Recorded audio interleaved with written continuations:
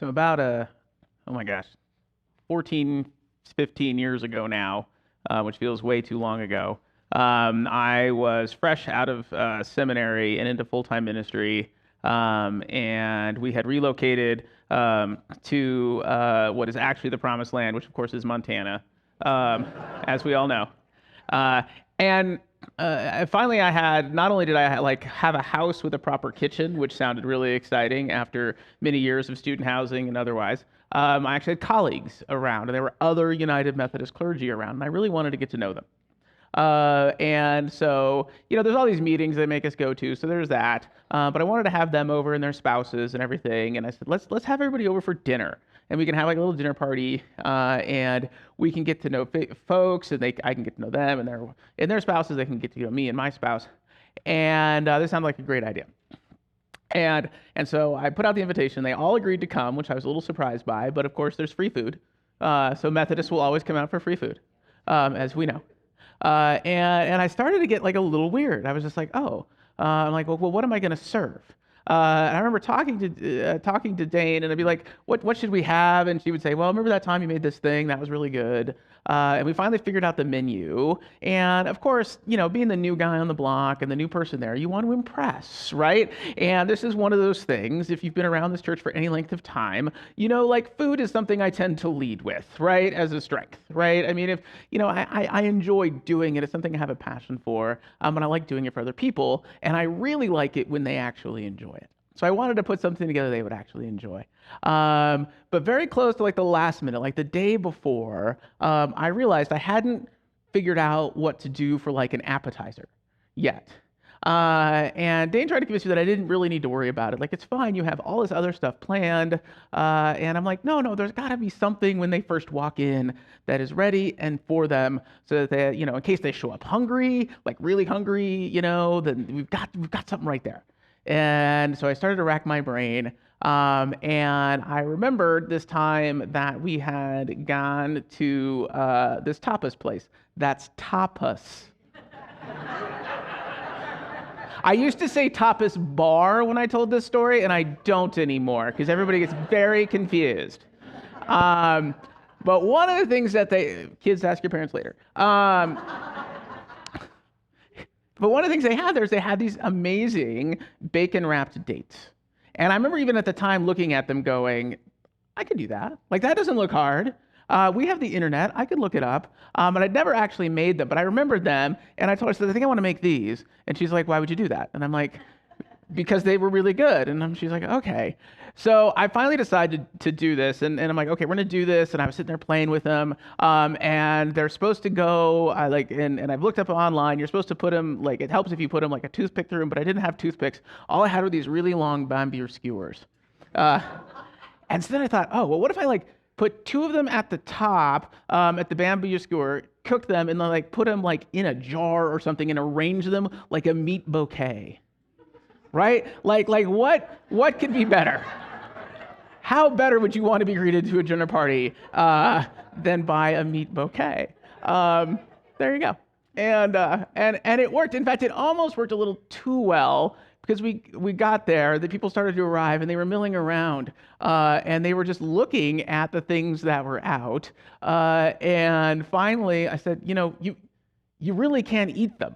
Right there, they are for eating. They're like, oh, okay, we weren't sure. And I'm like, no, that'd be really weird decoration. Please eat them. And I heard one of the people say, as they were kind of making conversation, kind of off the side of my ear, somebody say, well, if the appetizers are anything to judge by, the rest of the meal is going to be fantastic. And I both felt very good and also really immediately concerned again. Because I really hoped the rest of the meal was fantastic. And I honestly can't remember what we served, but I'm sure it was wonderful. But that's the point of the appetizer, right? The appetizer is the preview for everything else that is coming later. It's just there. It's not the whole meal, and it's not supposed to be, right? It's not supposed to be the thing that fills you up. It's not supposed to be anything like that. It's supposed to be the thing that tides you over, right, until the main course comes, give you a little bit of preview for what's going on, right? Either get you excited or worried about whatever might be happening next, right? And that's the purpose of it, right? It's this little thing, this little opportunity, hopefully a good one, hopefully one that brings you a little bit of pleasure that you enjoyed having in the moment, right? But not necessarily the thing that is supposed to sustain you along the way, not sustain you for the rest of the night, right? And so, so when we're cooking and we're having parties and things like that's the purpose of, the appetizers. And so it's our job as when we go and get to visit people for food is to not fill up so much on the appetizers we can't eat, right, the main course either, right? You also aren't supposed to live there, right? I don't know how many places you've been and they've just got way too much food out and then you realize you've made a terrible mistake, right? Because you realize you ate way too much. That's not the purpose either, right? Little bits of joy, little bits of enjoyment that see you through until the real main course arrives. Now, this works in food and it works for dinner parties too, but we can find the same thing, we can find the same idea play out over and over in life. And actually, both in our own lives, but also in the life of the church and in the life of God's people. And this is one of those moments right here where we have the Israelites wandering through the desert. Now, it has been a grand total of 1 month in today's passage that they have left Egypt, right? And this is when we're already on the second time that God's people shout and lament that it would have been better if they had just stayed in slavery than tried to leave and head to the promised land. Because when they were preparing to go, God, through Moses, told them about the place that we were trying to get to, right? They're going to go to the land of milk and honey, this land of promise, this land of abundance, this land that was supposedly going to be so much better than where they were, right? They weren't going to be slaves anymore. They would have plenty to eat. They'd be in charge. All those sorts of things. They had all these grand promises and dreams in their minds of what it is that God was going to do for them. What the Israelites neglected to really ask about was the timeline, right? Like, how long until we get there? And of course, because the Israelites are not perfect, as if you follow the story forward, you'll see over and over and over again, and like to mess things up over and over and over again, it actually takes far longer than probably anybody knowing Egypt, leaving Egypt, thought it was going to take. It didn't actually take months. It didn't actually take years. It took decades to get to where they were going to go. But in the meantime, while they were in that in-between space between leaving where they were and arriving at what they understand to be the place they are supposed to be, God knows and they know and Moses knows they need something to sustain them along the way. And so in this scripture from today, they cry out to God again, and they say again in this really sort of like teenager, I'm starving to death because I haven't eaten in 2 hours kind of way. Right? Like the ultimate expression of group hangriness.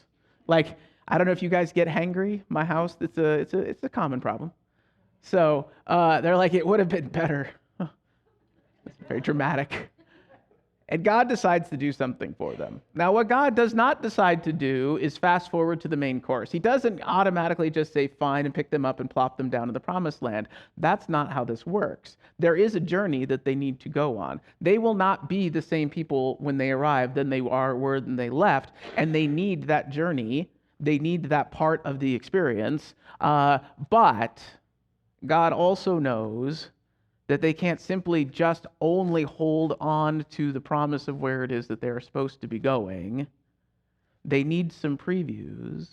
They need a little bit along the way to sustain them. So here we have today's passages where it talks about the manna.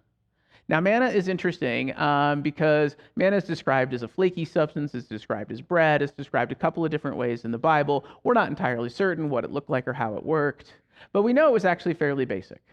And it probably tasted rather sweet, so it wasn't unpleasant, right? But it was probably fairly basic. And God chose to deliver it only in the smallest amount that they needed at the time, right? So yes, it showed up abundantly in that it showed up every day, right? But it only showed up in the quantity they needed at the time that they needed it, which again is different from where it is they expect to be going.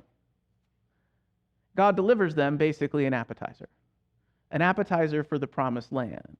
It is not the land of milk and honey. It does not have with it everything that God promised, but it has just enough It is a preview of what's to come, and it gives them just enough sense of where it is they were going to continue to sustain them, both in body, but also in spirit, so they can continue on the journey they have to go on. Oftentimes in life, I think there are places we want to get to, things we want to achieve, things we want to have that take time.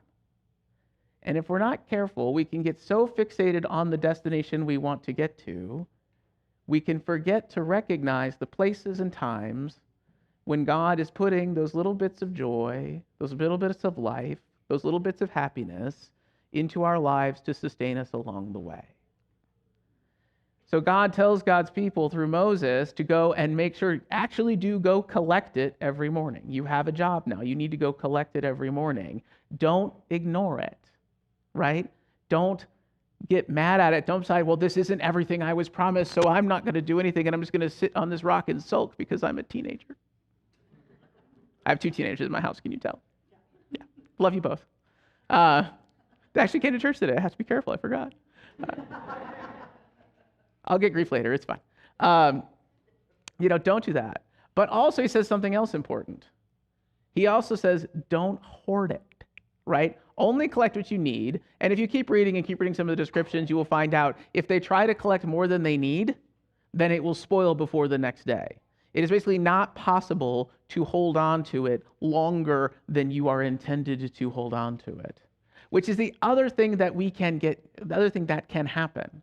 Right? We can enjoy the little moments of joy. We can enjoy the little moments of life that show up. We can enjoy the moments of happiness that show up, and then try to stay in them likely longer than we should, instead of recognizing what's really going on, which is we're just getting that moment to enjoy in the moment. We are getting that moment to enjoy in the moment to sustain us, not so we can stay in that moment forever, but so that we can find a little bit of new life, a little bit of new energy, a little bit of new motivation to continue putting one foot in front of another so that we can continue to move forward. That is what God is offering God's people at this moment. Not everything that was promised, that will be decades away, but a preview, just enough of an appetizer of it to keep them full a little bit and to keep them moving forward to where they need to go. And it will not be an easy journey, and if you know anything about it, I know we've done a lot about the Exodus story before here at our church.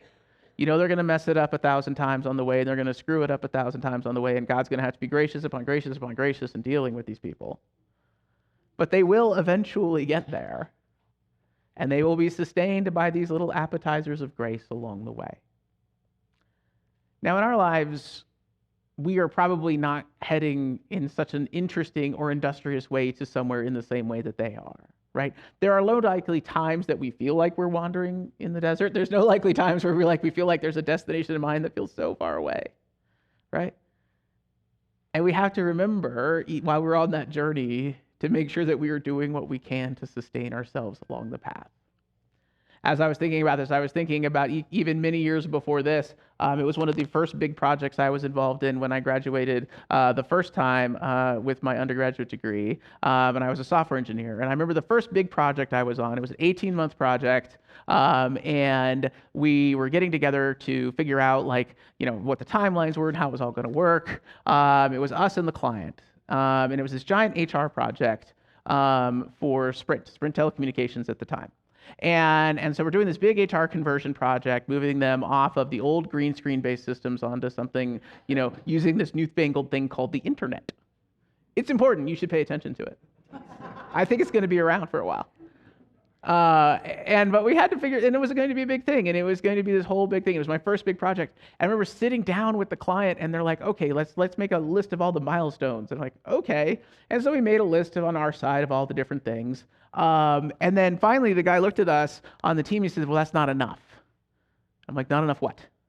Like, not enough milestones. We need more. We need a milestone a month. And I'm like, I don't understand. Those are when we're going to get this done and this done and this done and this done. And he's like, nope, not good enough.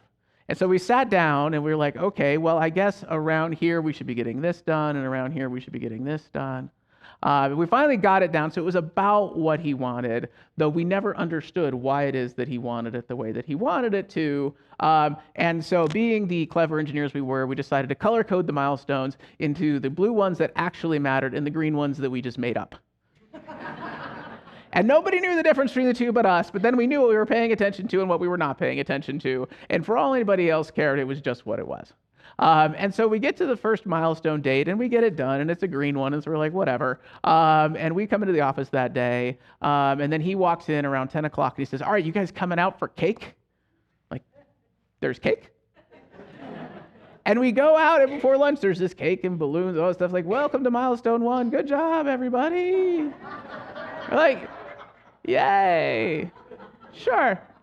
And so we go through that, and then we go back to work, and we go back the next few weeks, and then eventually it gets to be about 6 weeks later, and then we hit milestone number 2, again, a green one, no real big deal, didn't really care. We come in, and he's like, all right, you guys coming for cake? And I'm like, sure. And so we go out for, and then this keeps happening with each and every one. And we get to like milestone 5, right? Which is actually one that matters. Like, it's a blue one. Like, it's a big deal. We're like, all right, if there's been cake for all the green ones, then I'm expecting like, filet mignon we made a blue one. Nope, just cake. And finally, we're sitting down talking with the guy afterwards, and the manager of my project finally asked him, "Was like, what is your cake budget? Like, is that what's going on here? Do you just have like a little big cake budget, and you got to deal with it?" And he's like, and he finally says no.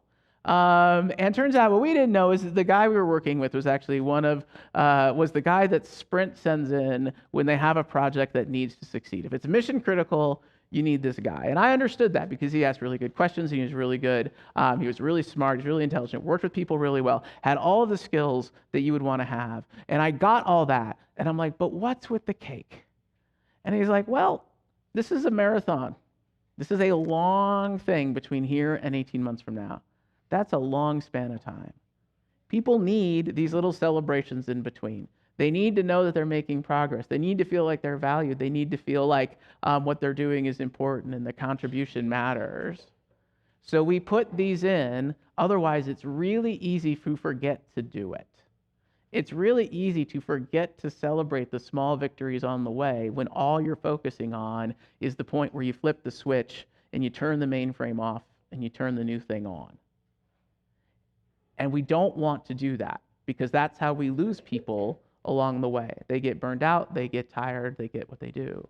So for the price of a little bit of goodwill, for the price of a cake and some nice words and an opportunity to celebrate a little bit, we get to keep up morale, we get to keep up everything, and we get to give them what I would call a preview of what it's going to be like at the end. And I will tell you, when we did get to the end of the project and we did reach the point that it was pretty much complete, we did have a party with a lot more than just cake. Still no filet mignon, unfortunately. But it was really good, and it was really fun. And that team really did become more of a team. And some of us became a team because we liked cake. Some of us became a team because we liked to make fun of the people who liked cake.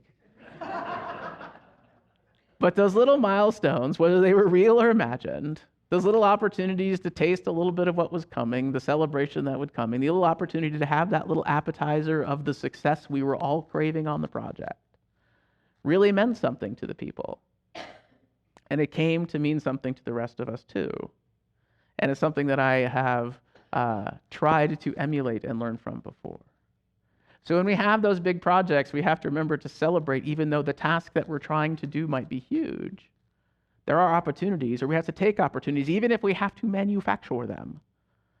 Take opportunities along the way to take the little bits of joy, the little bits of achievement, the little bits of success as they come. We can do this with projects.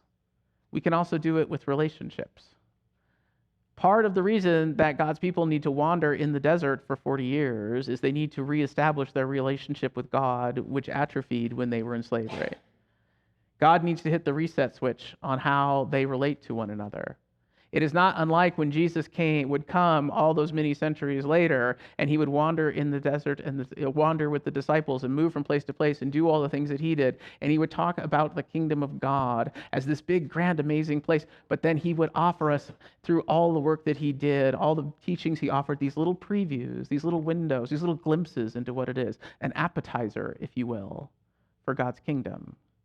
Because Jesus had the same task in many ways that Moses did, to come and reset our relationship with God in a new and different way. And I think the place where we experience this idea the most is in that place, when we are confronted with the opportunity to form a new relationship, whether it be a friend, whether it be a romantic relationship, whether it be with a coworker at work or whatever, right? You may be able to, in your mind, picture down the end, right? You meet somebody for the first time and you're like, this person's my new best friend. Well, let me tell you, if you immediately start treating that person like your new best friend, she's not going to be your new best friend. She's going to run away scared. But what instead we ought to be doing and looking for are, when we get the opportunity to meet somebody new, we get the opportunity to be in a relationship with somebody new, instead of putting all of that weight on it right from the beginning, we should be looking for those little opportunities where, when coming together, when there is joy, when there is happiness, when it feels like there's a connection that maybe wasn't there before. Because we don't always know. When we're willing to tune into that, you don't always know who's actually going to be the one that becomes important to you. I was blessed in my life to meet a lot of different people in seminary. I was blessed to have a lot of people that I call friends from seminary. There's only one Jared, thankfully. No. There's only one person that I call when I call Jared. There's only one relationship that developed in the way that my relationship in friendship with Jared developed. I never would have called it necessarily from the beginning. But along the way, there were these little glimpses, these little appetizers, these little signs of interest, these mutual interest. There was times of mutual happiness. There were times when we did things together that lead me to believe that, well, maybe there's something more than just a casual acquaintance from school. Anytime I do premarital counseling with new couples, it's one of the things I ask them to. The first session is always just tell me the story of you. How did you meet? How did it go? And what I'm really looking for, and there are no right answers or wrong answers when I do this, by the way. I don't think any of you are in danger of being in front of me in that regard anytime soon, but if you are. It's not like there's right or wrong answers, but part of what I want to know is, are those little moments? Did you have the little appetizers? Did you have this opportunity? Is there something that you saw in one another that you really enjoyed and appreciated? Do you have those things to build on so that when you get to the main course, when you get to the marriage, which comes with all the other stuff that marriage comes with, do you have that foundation behind you? Do you have those moments behind you, those experiences behind you to draw on, that saw you through that day, that led you to want to be around that person the next, that led you to want to be around that person the next? I don't know that we always value the appetizers that God offers us, the little bits of joy that God offers us. We can get really wrapped up in the big ones. The mountaintop experiences are great, and they are wonderful. They are also infrequent. But God does offer us, on a daily basis, the opportunity to go and collect, maybe not physical manna from the ground. Please don't eat food off the ground, young people. It's not Bible times. Maybe not like that. But I do believe, very, very truly, I do believe that God puts little opportunities for joy, little opportunities for happiness, little opportunities for light and love in our lives, little opportunities to experience just a moment of peace and a moment of joy, as well as opportunities to offer others the ability to do the same. That those are constantly placed in front of us. Those are constantly available to us. That's not the question.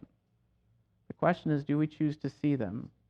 Do we choose to observe them? And do we choose to take advantage of them and relish them and enjoy them in the moment for what they are?